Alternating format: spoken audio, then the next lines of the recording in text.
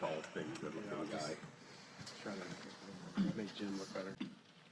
Thank you all for joining us this morning. Politics is driving the agenda in far too many of our federal agencies. Don't believe me, just read the Durham report from a couple days ago, where they outline what exactly took, where you had the FBI and the Justice Department start an investigation with no predicate, no evidence, no probable cause whatsoever. But today it's worse. Today it's worse. It's not just going after presidential candidates, presidential campaigns. Today it's the American people. If you're a parent attending a school board meeting, you're a pro-lifer praying at a clinic, or you're a Catholic simply going to Mass, you are a target of the government, target of the FBI. And maybe even worse than all that, if you're one of the thousands of good employees, brave whistleblowers who's willing to come forward, if you're one of these folks willing to come forward and talk about what's going on out there, you get attacked. They will try to crush you. And today we're going to hear in a hearing, just less than an hour from now, we will hear from 3 of those individuals. We have talked to over 24 whistleblowers. We have interviewed several of those individuals, and 3 of them are willing to come forward today and testify in our hearing. You all have a report that outlines what we've uncovered, what these whistleblowers have brought to us. And today, as I said, you're going to get to hear from 3 of them. You will hear how they come and talked about those very things I just mentioned, the school board's issue, the Catholic memo, this effort to inflate and make every case seem as if it's some domestic violent extremism case. But you'll also hear about how the FBI retaliated against these guys. How when Mr. O'Boyle was moving his family from Kansas to Virginia, they kept his belongings locked up, wouldn't let him get access to his kids' clothes. They had a newborn, all the things they did to these, wouldn't let Mr. Friend get access to his firearm training records so he could get employment. The FBI's admitted that they were wrong to do that. So you're going to hear from them today, and we're looking forward to that. We think it will be a powerful hearing, powerful testimony from some great Americans who have served our country and been retaliated against because they were willing to come give us information, valuable information about the targeting of American people. And with that, I'd like to turn over to one of our great members, the gentleman from Florida, Mr. Gates. Thank you, Chairman Jordan, for your leadership. The FBI has been victimized by political capture, and that politicization has manifested in the targeting of Americans who never deserve to have this government weaponized against them. Whistleblowers saw those bad acts. They stepped forward and they were retaliated against and crushed as a consequence. And our work today will build on the work of Special Counsel Durham, who said recently that at the FBI there is confirmation bias, an overwillingness to rely on information from individuals connected to political opponents and action without appropriate objectivity. One of the whistleblowers we'll hear from today served in the United States Marine Corps, served as a local cop, Garrett O'Boyle, and this is his testimony regarding that political capture. Do you believe that the FBI has become political? I do. I think most people out in the field try to avoid that politicization of the agency, which is good, but it's gotten to a point, it seems to me, that it's like a cancerous point where the FBI has let itself become enveloped in this politicization and weaponization that I don't know how to even begin to fix it. One group that saw that weaponization work against them were Catholics. The FBI field office in Richmond put out a memo saying that violent extremists would find the Catholic ideology attractive and would attempt to connect with Catholic adherents, that extremists would show an interest in Catholic congregations over the next 12 to 24 months leading up to the presidential election. Isn't that an interesting coincidence? And the memo calls for the FBI to develop sources with Catholic congregations to try to obtain information about those folks. Another group that saw weaponization turn against them, parents who attended school board meetings. You'll hear today from Steve Friend, who worked for the FBI and actually found himself ridiculed at his own FBI office because he too was a parent who attended a school board meeting. This is Steve Friend. Given your law enforcement background, does knowing that you could be investigated by the FBI for speaking up at your child's school board meeting chill parents from exercising their First Amendment rights? Yes. And you said you had attended a school board meeting and you were nervous that you could be under federal investigation. Is that correct? Yes, my colleagues teased me about it. Americans who were in Washington, D.C. on January 6th who committed no crimes, who simply attended a rally, also saw the FBI weaponized against them. George Hill was an FBI employee working out of the Boston field office, and he talks about the pressure that the Washington field office was putting on Boston, and when they tried to get predicate evidence, they couldn't get it for a very interesting reason. This is George Hill.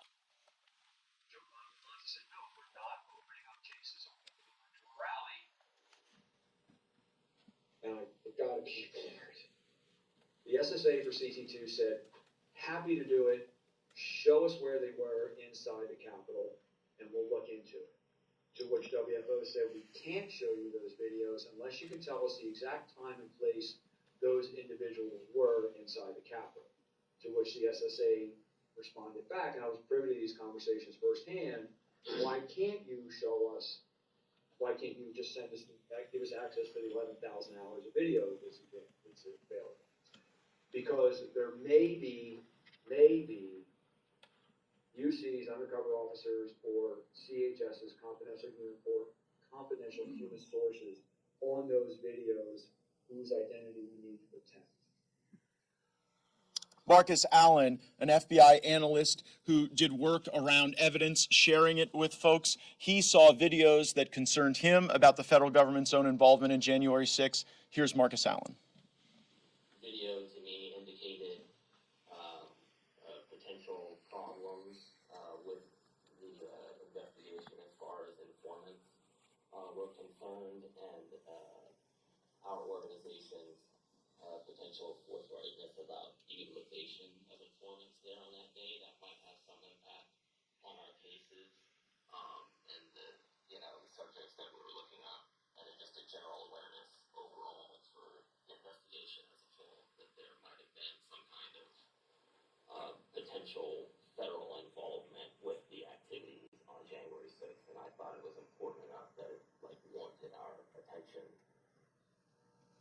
So much of the good work happening at the FBI is throughout this country, and a lot of the rot, the committee has learned, emerges out of headquarters and out of the Washington field office. Garrett O'Boyle described the conflict that existed as the Washington field office put pressure on other field offices around the country to engage in law enforcement work without predication. This is Mr. O'Boyle.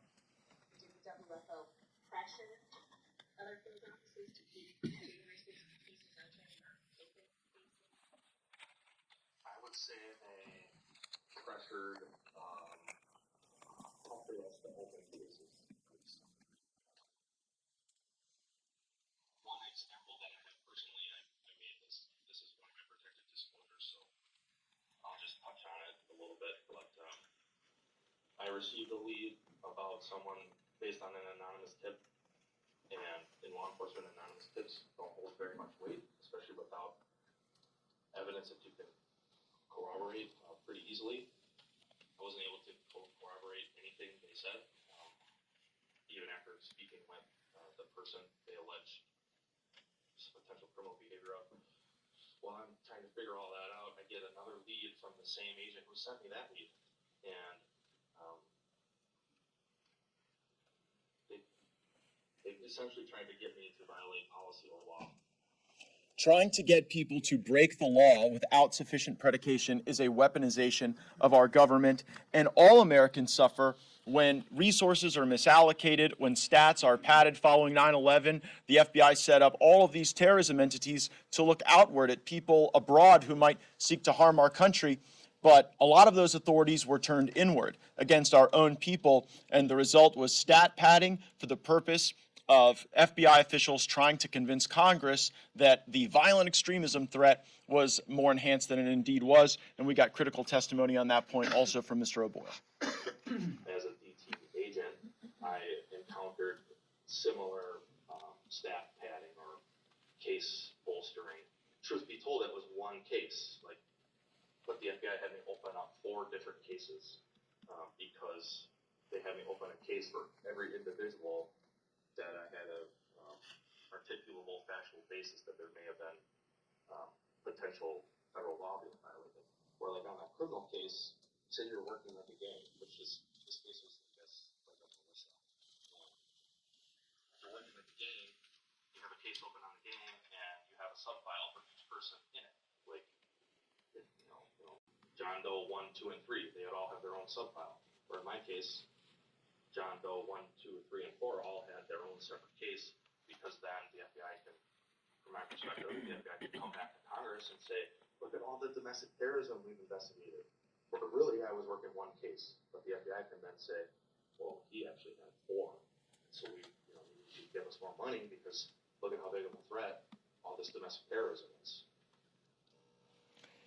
Padding the stats to try to showcase a problem that is overemphasized, political capture and political infection of our law enforcement. These brave patriots spoke up about it. They'll be testifying to our committee today, and my colleagues will now discuss some of the intense and depraved retaliation that they had to experience, and I'd recognize my colleague from Florida, Kat Kamek, to share some of those thoughts with us.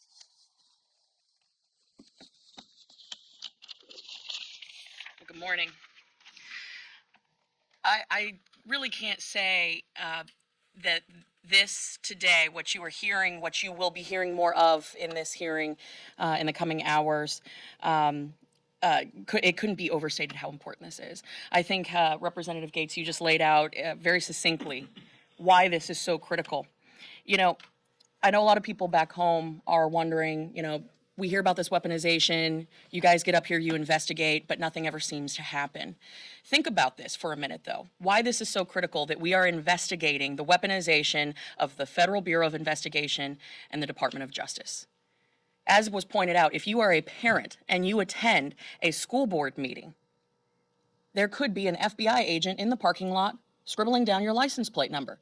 This is not a conspiracy theory. This is actually testimony that these brave whistleblowers have given us. That is not America that I know. If you are a Catholic and you want to attend Catholic Mass, perhaps there is an informant inside reporting on what you are doing inside. This is the thing that novels are written about. This is spy movies. If you think about the FBI whistleblowers who have come forward bravely, this today will demonstrate the pattern that the FBI has used in retaliating against them and their families, because their families have served just as honorably alongside them. These men have served our country, both in law enforcement and in the United States military. Furthermore, as we have seen, these are decorated individuals who were led down a path only to find themselves left out in the cold, iced out. And this was by design. When the FBI was questioned about this, the word that kept coming back was, it's a coincidence. It's a coincidence that they leave these people in a position where they cannot seek outside employment, they cannot access their personal belongings, despite the fact that these men have served their country. But even worse, the loyalty to the nation has been questioned. This is truly the weaponization of government. Whether you are the President of the United States, as we have seen in the Durham report, whether or not you are a parent concerned about your child's education, whether you are just someone who wants to go to Mass, you could find yourself a target of the FBI. This FBI certainly knows no bounds, and we are seeing that in every single interview, in every single piece of evidence that we uncover. And this is really just the tip of the iceberg, but I would like to reiterate what what Representative Matt Gaetz said earlier. This is not about the good men and women of the FBI, the rank and file agents who do their job honorably. No, this is about the political corruption at the very top that has seeped down into every field office across this nation. If you don't toe the company line, you might find yourself a target of the FBI, whether you are an outsider or an insider. And that is what we seek to uncover. One of my colleagues here today will outline some of the key retaliation points, so I don't want to belabor that point. But I do want to say to those that are concerned that we investigate and there is no subsequent action, everyone standing behind me agrees. We have to present the evidence, we have to deliver that evidence, and then we have to take action to make sure that there are consequences, but also that this never happens again. That is why in this particular case, I am so glad that the treatment of these whistleblowers is being referred to by the U.S. Office of Special Counsel and the Inspector General for further investigation.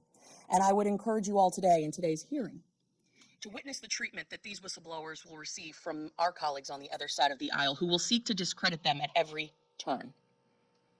I would like you to keep in mind the contrast during the January 6th testimony of how their whistleblowers were treated. With that, I'd like to turn it over to my colleague from the great state of Wyoming, Representative Harriet Hageman. Thank you, Pat. Thank you, everyone.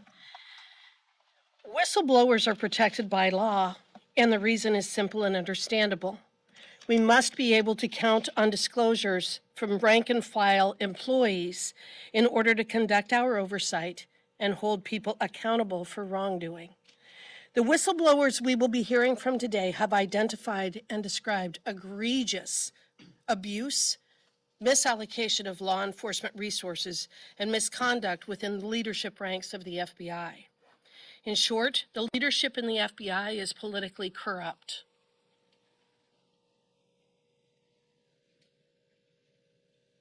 And they are ruining our flagship law enforcement agency by targeting politicians, parents, and ordinary citizens. The eye of Sauron, in other words, has been turned on the American people, and it is a frightening time in which we live. These FBI whistleblowers have come forward at great personal and professional expense. They have faced retaliation from the FBI for their disclosures, which have blocked them from working inside and outside of the FBI. And then when they expose such abuses, they themselves are subject to abuse by congressional Democrats who selectively leak or write reports attempting to discredit them while ignoring the substance of what they say. Under Christopher Wray and Merrick Garland, the FBI and the DOJ are broken.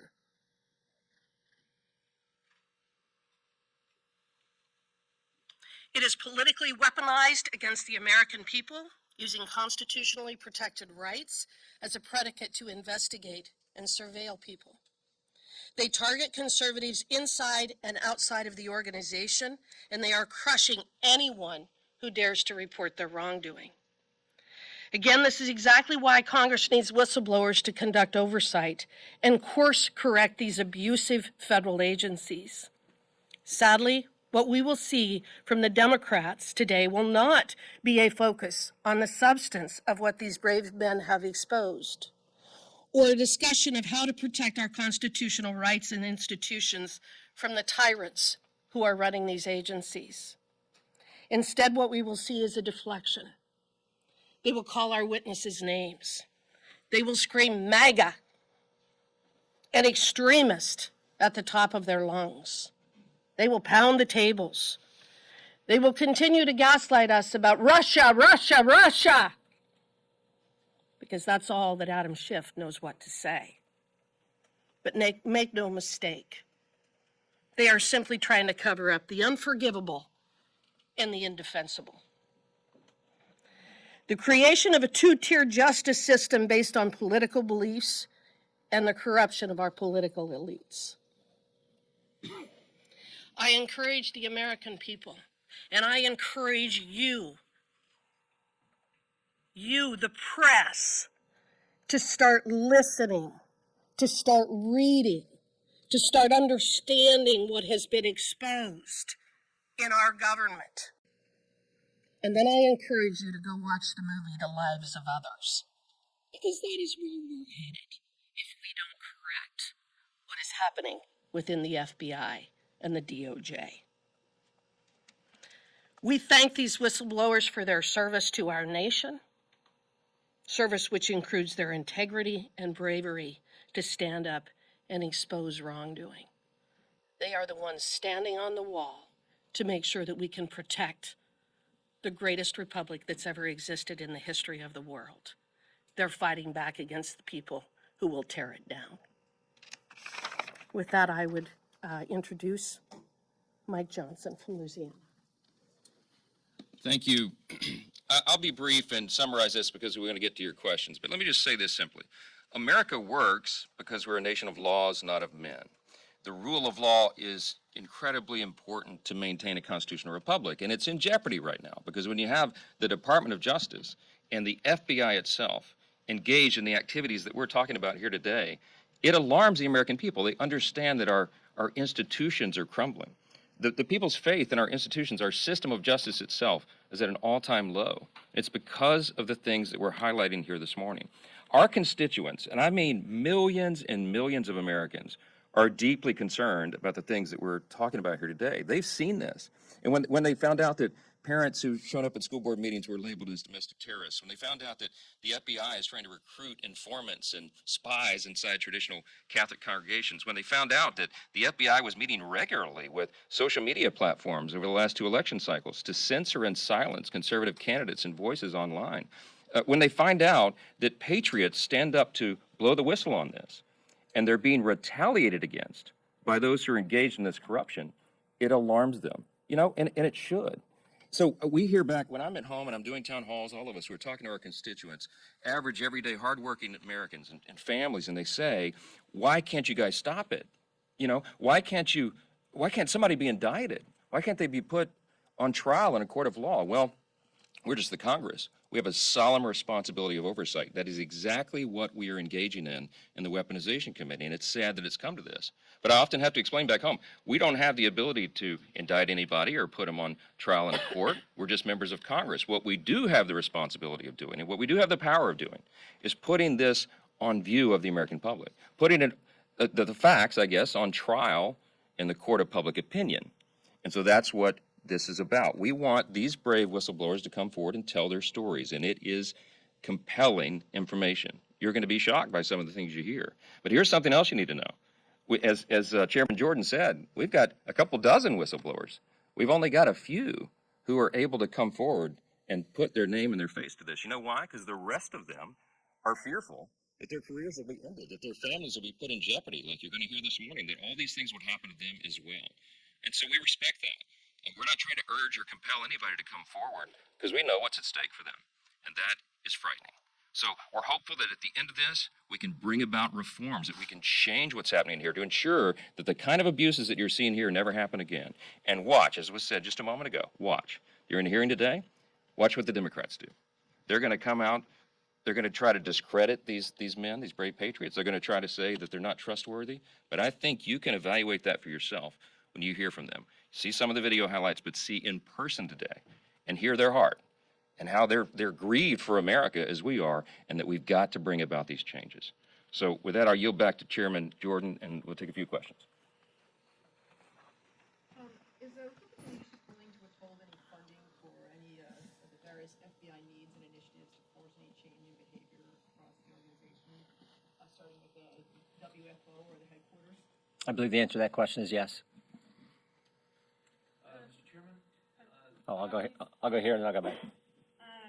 The FBI put out a letter yesterday explaining why the security clearances for Marcus Allen and Steve Friend were officially revoked earlier this month. Mm-hmm. And it details that Marcus Allen raised questions that whether or not January 6th should be investigated, raises that Marcus Allen didn't have any, claimed there was no open source information on an individual who was at the Capitol on January 6th, a separate individual, found that person actually assaulted a Capitol police officer, and Steve Friend was entering FBI space and removed and took information on an unauthorized removed flash drive. These are details that the FBI explains why these security clearances of these two individuals who are going to be. Marcus Allen had a security clearance for 20 years, did 2 tours in Iraq, decorated veteran of our armed services, and you'll get to hear from him today.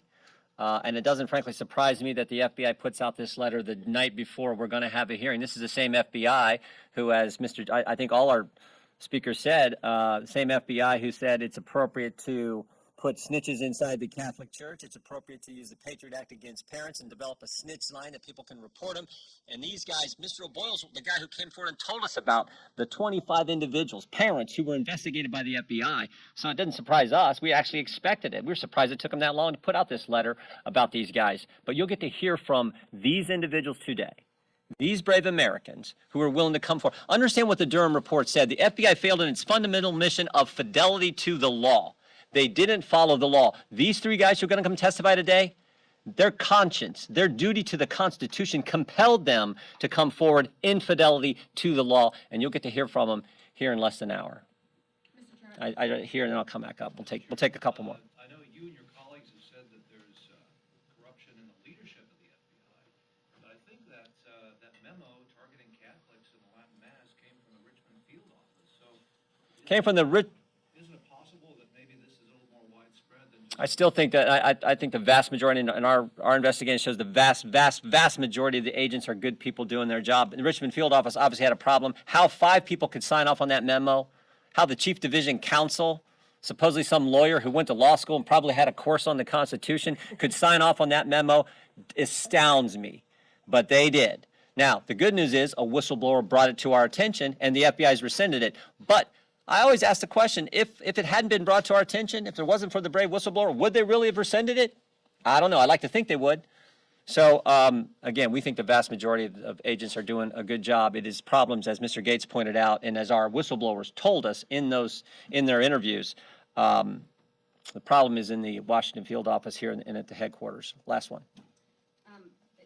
You're talking a lot about, and the point of this press conference, the point of the hearing is to talk about how the FBI is politicized, but do you think it's appropriate for some of these whistleblowers, including 2 who will be at your hearing today, to be paid by one of the former president's closest advisors, Kash Patel, who's active? They got a family. How are they supposed to feed their family? 450 days. The FBI has kept Mr. O'Boyle in limbo, where he can't work without pay. He's got 4 kids. He was selected to come to this special unit they were forming here in Virginia. He moves his family, and the day he gets here, they say, hey, we're suspending your clearance. And they won't let him get access to his furniture, his clothes, and he's got a 2-week-old newborn child. I mean, you got to be kidding me. Of course they're gonna do whatever they can to feed their family, and I don't fault them for that. And just one more thing, you have said, and your colleagues have said that today in the hearing, the Democrats are going to undercut the credibility of these witnesses. Can you just explain broadly for our understanding how the committee, how your staff vets whistleblowers, generally speaking, including the ones who will appear today? They come to us. If they're willing to sit for an interview, they'll sit for an interview. If they're willing to testify publicly, we'll let them testify publicly. That's what's happening today. But some of them, frankly, were willing to sit for an interview, and they don't want to testify publicly. They saw what the Democrats did a few weeks ago, where the Democrats selective leaks from their interview to the press, and guess what? The New York Times, the Washington Post, and Rolling Stone all had to issue corrections because what the Democrats told them was not accurate. So when a whistleblower sees all that, they get nervous. I don't blame them. Anyway, we got to get to the committee here. It starts in a few minutes. Thank you all very much.